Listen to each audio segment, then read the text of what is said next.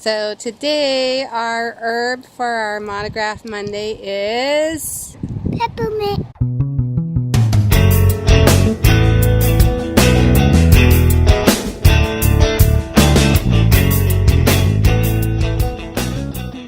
Can you say hi to the camera?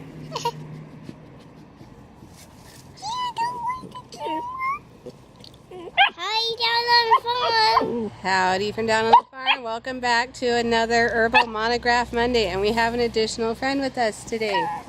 Say hi, Jazz. She wants to play. We're going to talk about peppermint. Lots of people have peppermint growing in their yards because it's super easy. It's almost too easy, and it will sometimes take over. So since everyone has it and we get so many questions about how to make tea with it, we're going to talk about peppermint. So here we have a sprig of peppermint that I just harvested off the back of our house. The back of our house is very shaded. Jasmine! Hey! Hey!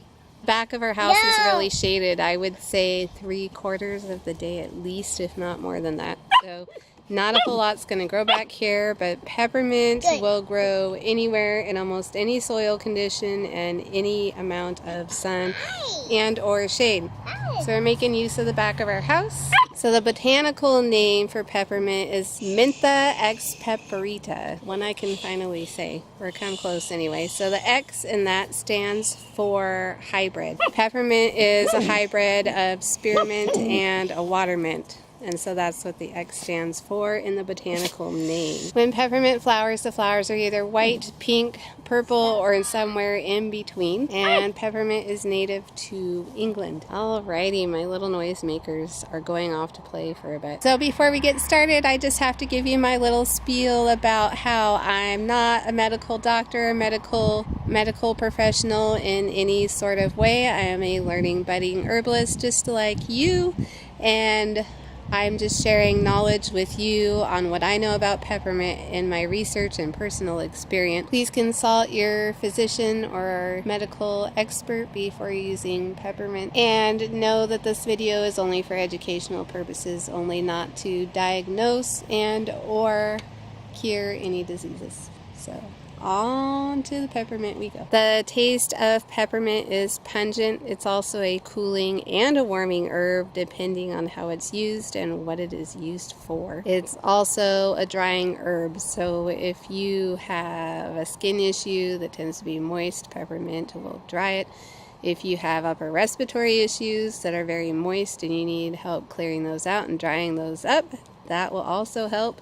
And this has been pretty handy for me here as I fight this summer cold. So the part of the plant that gets used is the aerial part, mostly the leaves. We don't use the stems so much. They're very bitter, they're hard, and they don't have a lot of great flavor. So the leaves is mostly what gets used. Peppermint is generally safe for everybody. If you are a nursing mom and you do consume a whole lot of peppermint, it can cut down on your milk supply, but you would have to take quite a bit of peppermint to do that. 1 cup of tea here and there is probably not going to affect anything. Aside from the decline in breast milk, some may also have heartburn with excessive use of peppermint. Again, excessive, not mild or moderate use. The only other caution with using peppermint is if you use an essential oil, you're going to want to dilute it with a carrier oil before you apply it on the skin because it can burn. It's very strong. If you use it in a bath, you also want to make sure it gets diluted throughout the bath and that you don't use too much of it, because if that oil gets on your skin, it will burn. Peppermint is generally grown from root cutting off of another plant. So if you get a root cutting from a friend or a family member, or you buy a root cutting from a store, that is the best way to propagate mint. It generally doesn't grow so well from seed, and there would be a lot of trial and struggle going that route. It shouldn't be too hard to get a cutting of mint though, as it grows wildly and usually uncontainably, unless it is put in a container that is solid all the way around. So we grew some mint in a raised pallet bed, and it's pretty well contained. but it is growing out the side and down the hill. It still sneaks out because that wasn't a solid structure for the mint. Mint will grow 12 to 35 inches, and so when you plant them, you want to put them about 2 feet apart to give them space to do that. Back here, we've got one there and one there. We probably put those 3.5 feet apart. Peppermint is a perennial. It's going to flower and come back every year. Peppermint is a carminative, which means that it helps in relieving gas and indigestion and all those things having to do with the digestive system and the stress therein. It's also an anodyne, which means it is pain relieving. Ways that might be useful is such as a headache. It's also a stimulating nervine, which means that an example of how that might work is that peppermint's very calming to the nervous system. And one of our daughters has a lot of troubles regulating her emotion because she has hydrocephalus, which is water on the brain, and it self-corrected after birth, but there was still some brain damage, and so there's a lot of issues with regulating emotions in that sort of way. And when we first adopted her and brought her home, new situations would really stress her out and get her nervous system in a wreck.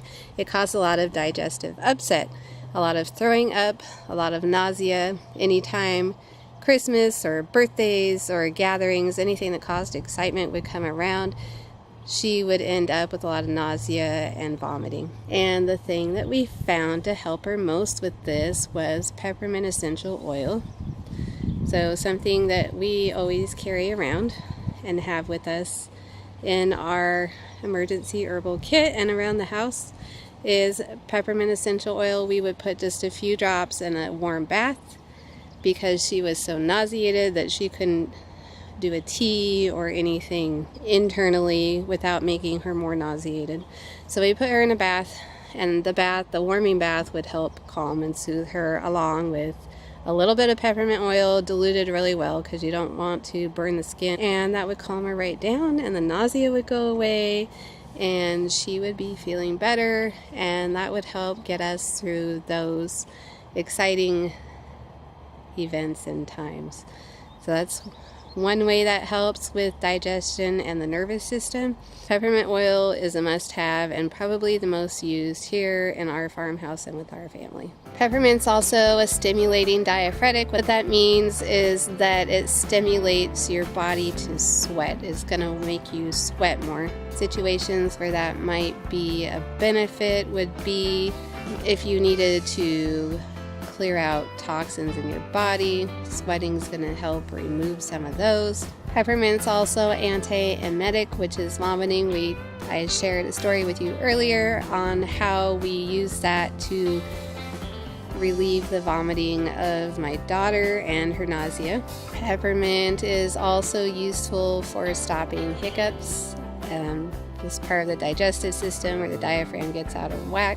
It also helps with bad breath. Many of you probably know you've got, peppermint or mint flavored toothpaste, and you've got after dinner mints and that kind of thing. So we know that peppermint helps to freshen the breath.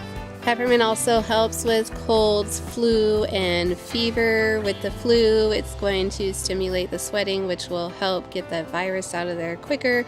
It's going to help with tummy troubles during the flu. And with colds, it's an aromatic. Aromatic just means it's a very strong smelling plant, and it's going to help clear congestion in the sinuses because of the aromatics. It's also useful in helping with coughs to help move the congestion in the chest and or calm any pain, body aches that you might have with colds or flu. Because of peppermint's cooling properties and help with the nervous system, peppermint can be useful for spasms. Peppermint taken internally can help soothe internal itching, and externally Externally, it can help with any skin issues such as rash and or burns. And not just burns from like cooking or stovetop, which I'm pretty famous for getting, but also sunburns because of its cooling effect on the skin.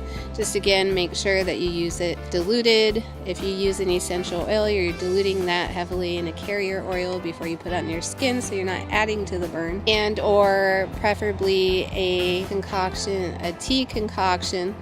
It's a heavily brewed peppermint tea you can use as a wash over sunburns to help cool them over an essential oil. Along with being helpful for IBS, it is also useful for ulcerative colitis. If you're familiar with the GAPS or paleo or any of that, peppermint ginger tea are usually recommended for any of the digestive health issues. Another use for topically on the skin would be for poison oak and poison ivy. So the peppermint's going to be calming and soothing to that itch and the burning and the sting. And one more helpful tip for peppermint is that it's useful for diabetics suffering from neuropathy. It works again as the stimulating nervines. It's going to assist in bringing back some feeling to those areas. That may also assist in relieving some of the pain. Some fun facts about peppermint is that 1 ounce of peppermint contains 540 milligrams of calcium, 220 milligrams of magnesium, and 753 grams of potassium. So 1 ounce of peppermint would be about 12 cups of tea. This as reference, we measure a lot of things in cups of tea around here. Speaking of tea, that is one of the main ways that we use peppermint around here, and not just because we own a tea company, but because it is the quickest and most affordable way to utilize the benefits of peppermint in a pinch. So all you need is the tea leaves and some water, and it's pretty simple to find just even a pre-made bag of tea to keep in your purse or travel if you encounter some nausea or headache or one of those minor issues that peppermint can assist with. So peppermint tea is always with us in our herbal kit that we travel around with. As mentioned earlier, we also carry peppermint essential oil with us because that can be put in a bath. It's something that can be used for people who can't ingest anything because the nausea is so bad. I prefer not to use it internally, but I've read that if you have 100% pure essential oil from a trusted source, that you can take it internally. Also available is a peppermint tincture, which is basically a grain alcohol that is mixed with peppermint leaves. And the other way that we use peppermint around here are the farm children's favorite way to have peppermint. You all know what this is, right? It's a candy cane. And we try and make sure to get the ones at the health food store. These ones do not have corn syrup in it. They are pure cane sugar, so they're really sweet, which is probably why the farm children like them. But organic peppermint oil, different than an essential oil. And there's no dye in these. So the red, I don't remember because I don't have the box anymore, but I think it was either a beet extract or something like that. So we carry these around because when the children don't feel well, usually this will do the trick. So mom gives them candy when they're sick. So we talked about a tincture made out of peppermint. We talked about tea out of a peppermint. You can also make a salve. You can also make an infused oil with peppermint, and then with your infused oil and or an essential oil, you can make a salve. This one is cocoa butter and peppermint. We call it our peppermint patty salve, named after our peppermint patty tea. Peppermint is also a culinary herb. I'm not talking about candy canes. I'm talking about cooking with it. So there's a lot of recipes for like chocolate mint brownies, you know, the good stuff. But you can also use it in like a Greek got mint, cucumber, yogurt in it. So it can be used as culinary. A lot of times it's served with lamb. And if you want to freshen your breath up while you walk around outside, you can just eat one of these. It'll help your digestion too. So thanks for joining us on the farm, and we will see you on Wednesday for another quick win on brewing loose leaf tea for the summertime. Bye. St. Fiacre's Farm. Fiacre. Fiacre? Fiacre. Fiacre. Thanks for joining us on the farm.